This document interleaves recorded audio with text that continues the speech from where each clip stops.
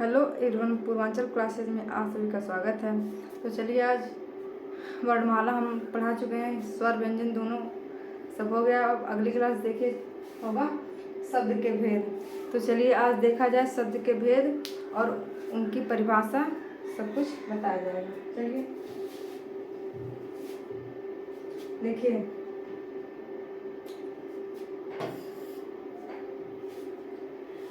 शब्द के भेद एक दृष्टि में देखा जाए तो शब्द के भेद देखिए कितने होते हैं। एक सार्थक होता है और एक निरर्थक होता है। शब्द के दो भेद होते हैं, सार्थक और निरर्थक। तो देखिए, सार्थक तो पता चल रहा है कि मतलब उसका कोई अर्थ निकलेगा नहीं, और निरर्थक का क्या मतलब होता है कि जिसका कोई अर्थ न निकले। सार्थक में जैसे हो जाएगा कमल, जलज, ये सब कौन से अक्षर हो जाएंगे? तो सार्थक अक्षर हो जाएंगे। और निरर्थक में जैसे पक्षियों की आवाज़ हो गई और जानवरों को आवाज़ हुआ, तो ये सब निरर्थक होता है, जिसे हम लिख भी नहीं पाएंगे सही से और उसका अर्थ भी नहीं बता सकते हैं, तो वो निरर्थक होता है। अब आगे देखिए, सार्थक में और जब जिसका अर्थ रहेगा उसी के तो भेद होंगे। निरर्थक का जब कोई अर्थ ही नहीं है तो भेद कैसे रहेगा? तो चलिए इसके भेद देखते हैं कौन कौन से हैं। सार्थक शब्द के कितने भेद होते हैं? देखिए, सार्थक के 4 भेद होते हैं। कौन कौन से? एक रचना के आधार पर, उत्पत्ति के आधार पर और अर्थ के आधार पर एवं विकार के आधार पर। देखिए, सार्थक 4 प्रकार के होते हैं। रचना के आधार पर, उत्पत्ति के आधार पर, अर्थ के आधार पर एवं विकार के आधार पर। अब पहला हम लोग पढ़ेंगे रचना के आधार पर। ठीक है, रचना के आधार पर शब्द के कितने भेद होते हैं। क्वेश्चन ऐसे ही पूछ लेता है कि रचना के आधार पर शब्द के कितने भेद होते हैं। तो देखिए, रचना के आधार पर शब्द के 3 भेद होते हैं। कौन कौन से? एक रूढ़ होता है। देखिए, एक रूढ़ होता है और एक यौगिक होता है और योग रूढ़ होता है। रूढ़, यौगिक, योग रूढ़। रूढ़ का मतलब है जिसके हम टुकड़े न कर सके, वो क्या होता है? रूढ़ होता है। और यौगिक जिसके हम टुकड़े करें। हाँ, दो शब्दों के जैसे हिमालय हो जाएगा, हिमालय, यौगिक में आ जाएगा हिमालय।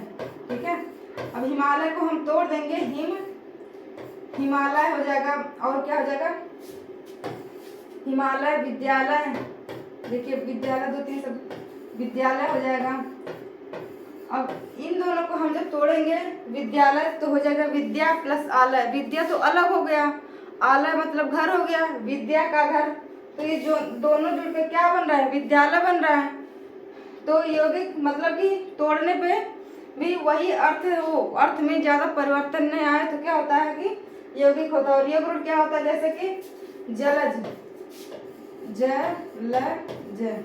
जलज हो गया योग रूढ़ में। योग रूढ़ में सभी बहुब्रीहि समास आते हैं। तो देखिए क्या हो जाएगा? जलज, जल हो जाएगा और प्लस जय, जल प्लस जय। जल मतलब पानी होता है, जय मतलब उत्पन्न होने वाला, तो जलज ही रहना चाहिए ना। अब जलज जो अपना तीसरा अर्थ प्रकट कर रहा है, तो क्या हो जाएगा? ये योग रूढ़ हो जाएगा। योग रूढ़ मतलब कि तीसरा अर्थ प्रकट करने वाला शब्द योग रूढ़ होता है। चलिए भाई इसका देखते हैं उत्पत्ति के आधार पर। अब उत्पत्ति के आधार पर देखिए शब्दों के कितने भेद होते हैं? तो 4 भेद होते हैं। कौन कौन से? तत्सम, तद्भव, देशज, विदेश और संकर। तद्भव, तत्सम, विदेशज और संकर होता है उत्पत्ति के आधार पर। तत्सम क्या होते हैं? संस्कृत के शब्द क्या होते हैं? तो वो तत्सम होते हैं। और तद्भव, यह तत्सम का जो टूटा फूटा रूप होता है उसको हम तद्भव बोलते हैं। और विदेशज में से अरबी, फारसी, तुर्की, इन सब के जो आते हैं, जैसे बीमार हो गया, कंची हो गया, गमला हो गया, ये सब क्या होंगे? विदेशी शब्द हो जाएंगे। और पर्यायवाची, देखिए पर्यायवाची होता, सॉरी, ये विदेशज हो जाएगा। और संकर में क्या हो जाएगा? 2 शब्दों के मेल ऐसे नहीं, 2 मतलब एक देशी हो या फिर एक विदेशी हो या फिर दोनों विदेशी हो, इनके मेल को हम क्या बोलेंगे? संकर बोलेंगे। जैसे रेलगाड़ी, रेल प्लस गाड़ी होता है, रेल और गाड़ी, ये दोनों 2 भाषा के शब्द हैं। तो इसीलिए जब दो भाषा को मिलाएंगे तो संकर हो जाएगा। और आगे देखिए, अर्थ के आधार पर कितने प्रकार के होते हैं, तो 4 प्रकार के होते हैं। कौन कौन से? एकार्थी, अनेकार्थी, पर्यायवाची और विपरीतार्थी। मतलब एक शब्द के एक ही अर्थ निकले, ये एकार्थी होता है, और एक शब्द के अनेक अर्थ निकले तो क्या होता है? अनेकार्थी होता है। और पर्यायवाची क्या होता है कि एक शब्द के अनेक नाम हो तो उसे क्या बोलते हैं? तो पर्यायवाची बोलते हैं। और विपरीतार्थी क्या होता है कि शब्द का जो कोई भी हम शब्द लेंगे उसका उल्टा जब भी बोलेंगे, जैसे जंगम का क्या हो जाएगा? अस्थावर। जंगम मतलब होता है हमेशा चलने फिरने वाला।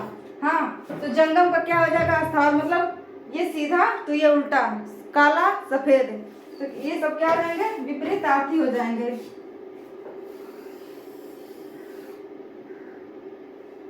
चलिए आगे देखते हैं। अब विकार के आधार पर देखिए शब्दों के भेद। विकार के आधार पर शब्दों के कितने भेद हैं?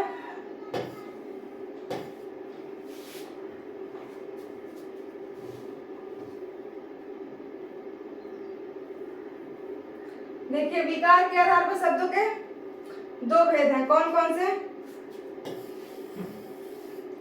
एक विकारी हो जाएगा और एक अविकारी हो जाएगा। विकार के आधार पर 2 प्रकार के हैं, और एक विकारी एवं अविकारी। विकारी देखिए, विकारी में कौन कौन सा आएगा?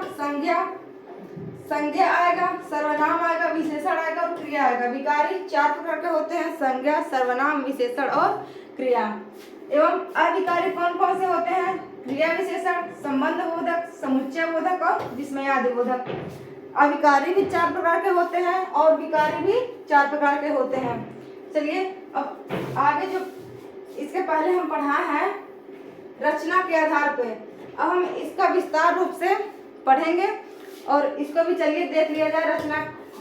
रचना के आधार पर शब्द के रचना के आधार पर जो है रूढ़, यौगिक, योग रूढ़, इसमें कौन कौन से वर्ड आएंगे, चलिए देखा जाए। देखिए, रचना के आधार पर कितने होते हैं? तो अभी बताए 3 होते हैं: रूढ़, यौगिक और योग रूढ़। तो देखिए, रूढ़ में कौन कौन सा हो जाएगा? जैसे नाक हो गया, कान हो गया, आंख हो गया आदि। जैसे नाक के टुकड़े नहीं हो सकते हैं, मतलब तोड़ेंगे अगर, इसका संधि विच्छेद करेंगे तो कोई अर्थ निकलेगा नहीं, तो इसको क्या बोलेंगे? रूढ़। रूढ़ मतलब जो टूटे न उसे क्या बोलेंगे? रूढ़ शब्द बोलेंगे। और पुस्तकालय, जो टूटे तो देखिए, जैसे पुस्तक आलय, पुस्तक के लिए आलय, तो क्या हो जाएगा? पुस्तकालय। मतलब ये दोनों जुड़ के फिर खुद में ही एक ऐसा शब्द बना रहे हैं जो उन्हीं शब्द का हो जाएगा अर्थ। जैसे पुस्तक आलय, पुस्तक के लिए आलय, तो क्या हो जाएगा? पुस्तकालय। अश्वशाला, अश्व के लिए शाला, अश्व प्लस शाला हो जाएगा अश्व प्लस शाला। मतलब अश्व के लिए शाला, अश्व के लिए घर, ये अश्व हो जाएगा और ये घर हो जाएगा। ठीक है, तो अश्व के लिए घर क्या हो जाएगा? अश्वशाला। मतलब इन दोनों को जोड़ने पर वही अर्थ दे रहा है जो इन दोनों शब्दों का है। ठीक है, तो लेकिन योग रूढ़ में क्या होता है? इसमें देखिए, इन दोनों को जोड़ेंगे तो वही अर्थ देगा जो इन दोनों शब्दों का अर्थ है। हाँ, लेकिन योग रूढ़ क्या करता है कि हमको तोड़िए, ठीक है, लेकिन हम जब टूटेंगे तो अलग अलग अर्थ देंगे और जुड़ेंगे तो फिर तीसरा अर्थ देने लगेंगे, तो वो रूढ़ योग होता है। जैसे देखिए, लंबोदर को तोड़ेंगे, लंब प्लस उदर, लंब मिस होता है लंबा और उधर मिस होता है पेट, तो लंबा है पेट। इसके तहत तो पुस्तकालय होगा, तो ये सही है, लेकिन ये देखिए लंबा उदर, मतलब हो जाएगा लंबोदर।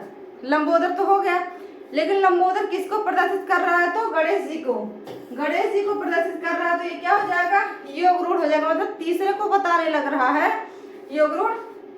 ये योग रूढ़ शब्द होता है वो तीसरे को बताने लगता है। और दशानन देखिए, जैसे 10 प्लस आनन, 10 मुख है किसके? देखिए 10 आनन, क्या हो जाएगा? रावण को। ये दशानन किसको प्रदर्शित कर रहा है? तो रावण को प्रदर्शित कर रहा है। तो ऐसे इसमें बहुत से शब्द आ जाते हैं, जितने भी बहुब्रीहि समास योग रूढ़ बटे बहुब्रीहि कर लेंगे तो दोनों मैचिंग है। योग रूढ़ और बहुब्रीहि दोनों एकदम सेम, मतलब वो भी टूटने पे मतलब अलग अर्थ देता है और ये भी योग रूल भी टूटने पे और जुड़ने पे अलग अर्थ देने लगता है।